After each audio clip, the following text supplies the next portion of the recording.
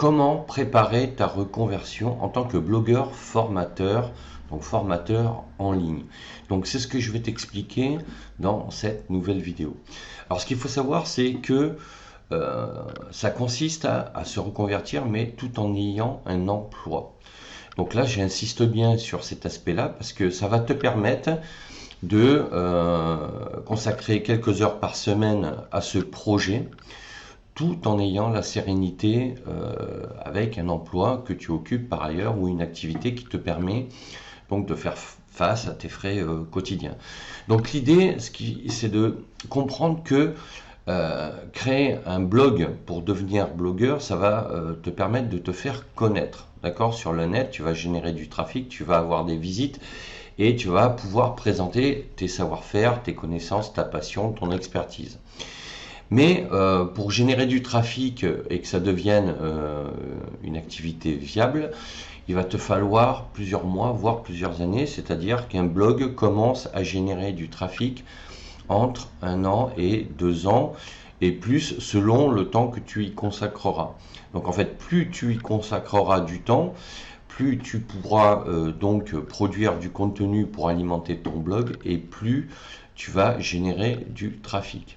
Donc le trafic, c'est ce qui va permettre à des gens de s'inscrire à ta mailing list en téléchargeant un e-book que tu vas leur offrir gratuitement et qui va leur expliquer comment devenir ou faire ce que tu proposes dans cet e-book, et éventuellement s'inscrire à une newsletter que tu vas leur proposer, c'est-à-dire que c'est toi qui définiras la fréquence. Chaque semaine, tous les 15 jours, une fois par mois, tu enverras une newsletter sur le sujet que tu traites sur ton blog. Donc pour créer ton blog, il va falloir anticiper et te dire que il faut justement profiter du fait que tu as déjà un emploi pour pouvoir commencer à le créer. Et ensuite, il va falloir donc que tu évalues, j'allais dire, le temps nécessaire pour mettre en place ton projet par rapport à tes disponibilités. Donc il va falloir que tu te fasses un rétro-planning.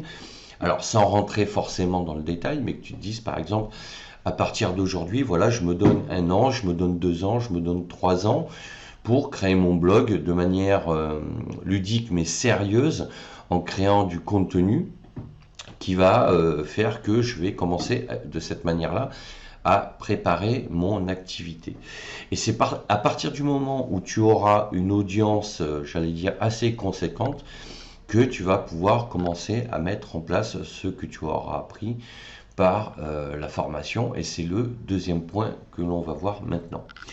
Alors, ensuite, il va falloir que tu choisisses une formation en ligne adaptée. Alors, si tu veux des éléments et des informations sur ça, je t'invite à aller voir ma page formation sur mon blog, où là tu as le détail d'un programme que je propose moi sur une formation en ligne pour devenir formateur en ligne, puisque je te rappelle, moi j'étais formateur en présentiel, puis depuis une dizaine d'années formateur à distance, et j'étais également formateur de formateurs. Donc je formais des gens à devenir formateurs. Donc c'était souvent des experts dans un domaine particulier.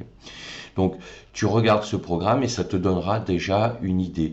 Après, si tu veux recevoir des newsletters, je t'invite à télécharger gratuitement mon guide Devenir formateur en ligne. Tu as les formulaires d'inscription sur mon blog, hein. Tu mets ton prénom, ton email et tu cliques sur le bouton recevoir le livre. Donc il va falloir que tu choisisses une formation qui va te permettre d'acquérir les compétences pour devenir blogueur, donc pour créer ton blog, savoir comment créer du contenu, comment générer du trafic, et également comment créer des formations en utilisant les méthodes pédagogiques dans le domaine de la formation. Puisque tu peux effectivement faire des formations par toi-même. Il y a beaucoup de blogueurs qui le font et certains ont du succès et ça marche très très bien. Et j'ai moi-même suivi des formations de certains blogueurs à succès avec des super formations, je le reconnais, hein. Mais si tu veux, au niveau pédagogique, des fois, bon, il y a quelques petites incohérences, mais c'est pas grave, les formations sont quand même bien faites, etc., etc. Donc, il va falloir que tu apprennes à te former pour acquérir les compétences pour devenir blogueur d'une part et ensuite formateur en ligne. Et ce sont donc deux grandes compétences, deux métiers qui sont complémentaires, puisque l'un te permet de savoir comment faire des formations et l'autre te permet de savoir comment te faire connaître sur Internet et toucher une audience mondiale. Puisqu'aujourd'hui, moi, si je prends l'exemple de mon blog, j'ai des lecteurs et des visiteurs sur les 5 continents. Alors, qui sont certainement des francophones, hein, mais voilà, aujourd'hui, je touche des gens qui sont en Amérique du Nord, en Amérique du Sud, en Afrique, en Asie et en Europe. En sachant qu'effectivement, les principaux lecteurs sont en Europe. Mais voilà, il va falloir te former pour apprendre tout ça. Et ensuite, il va falloir que tu commences à planifier ton budget pour pouvoir mettre en place ton projet. Parce que ce projet-là, même si c'est vrai que grâce à Internet, les budgets sont vraiment incroyablement faibles par rapport au fait de créer une activité avec un local, une entreprise, on va dire, classique, il n'en reste pas moins quand même que tu vas devoir déjà d'une part financer la formation, ensuite tu vas devoir réserver un nom de domaine, tu vas devoir héberger ton blog. Alors ce ne sont pas des frais énormes, mais il va quand même falloir investir dans certains outils comme Camtasia, etc., etc. Donc il va falloir que tu commences à te renseigner. Et pour ça, je t'invite à lire mes articles sur le blog pour savoir combien ça peut te coûter ce type d'investissement et pour pouvoir justement préparer ton budget. Donc ça, c'est la troisième étape.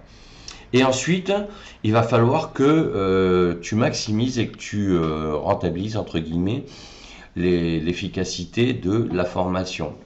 Et ça veut dire que quand tu vas te former, il va falloir que tu appliques quasiment immédiatement tout ce que tu auras appris. Comme ça, de cette manière-là, tu pourras être le plus efficace possible. Si tu prends l'exemple de ma formation, quand tu suis un cours, si tu appliques ce que tu suis, tu as avancé déjà dans ton projet. Donc en fait, la formation que je propose, c'est une formation projet qui te permet de réaliser ton projet.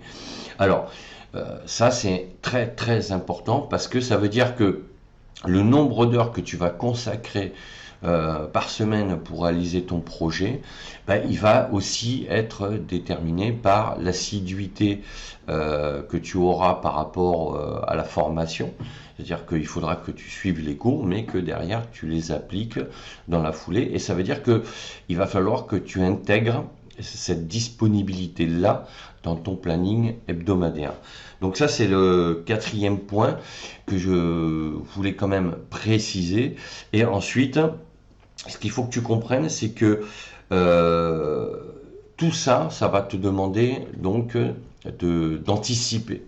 D'accord, c'est aujourd'hui qu'il faut le faire, parce que plus tu attendras, plus ton projet va se décaler dans le temps, et plus tu risques de perdre patience. Et c'est ça souvent le nerf de la guerre avec les blogueurs et formateurs en ligne, c'est la patience.